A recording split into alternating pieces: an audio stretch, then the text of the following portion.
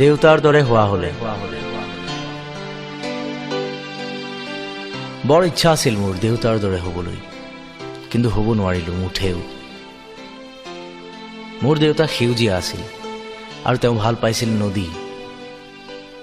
হোমৰ গুৰিত বহি তেওঁ বিয়া কৰাইছিল মোৰ মাক। সেইবাবেই কপালত আৰু সেওঁতাত মায়ে ৰঙাকৈ আঁকি লয় মোৰ দেউতাৰ পৰিচয়, যদিও মোৰ মাৰ এটা পৰিচয় আছে নিজাকৈ।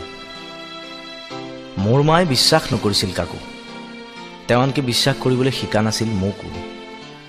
হয়তো কোনো মাতৃয়ে বিশ্বাস নকৰে নিজৰ সন্তানক, তেওঁলোকে কেৱল ভাল পাবলৈ শিকে, কেৱল ভাল পাবলৈ, কেতিয়াবা আনকি বিপদজনকভাৱেও।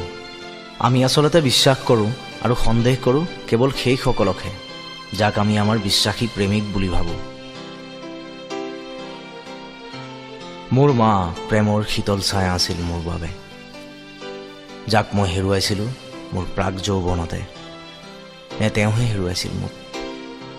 আচলতে বিশ্বাসহীনতাতে আমি হেৰুৱাইছিলোঁ এজনে আনজনক। যদিও মোৰ দেউতা মোৰ প্ৰিয়তম ব্যক্তি আছিল আৰু আছিল মোৰ আদৰ্শ, যদিও মই ভাবিছিলোঁ my father is a hero', তেওঁৰ দৰে হ'ব পৰা নাছিলোঁ মই কোনোদিন। তেওঁৰ ইচ্ছাৰ সমাধি বগাই আজি মই কি যে হলোহি, এখন হালধীয়া মৰুভূমি, জীৱনহীনতাৰ শ্মশান। দেউতাই নাজানে কথাবোৰ, খুব দুখ পাব তেওঁ মোৰ আত্মহননৰ ডায়েৰী পঢ়ি। মই যে আজিকালি যন্ত্ৰণাৰ ধুমায়িত চিগাৰেট হোপো আৰু পি মাতাল হৈ থাকোঁ শূন্যতাৰ মদিৰা। বৰ হাস্যকৰ, বৰ কৰুণ নিয়তিৰ খেলা। যদিও মোৰ দেউতায়ো সাঁতুৰি পাৰ হৈছিল অনিশ্চয়তাৰ সাগৰ, মোৰ দৰে তেওঁ হোৱা নাছিল নষ্ট হ'বলৈ তেওঁ আচলতে শ্মশান নাছিল জীৱনহীনতাৰ।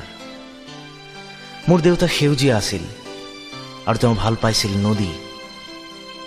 অৱশ্যে মোৰ দেউতাই নিশ্চয় মানি ল'ব এই কথা, মোৰ দৰে তেওঁৰ আকাশখন নাছিল শূন্য।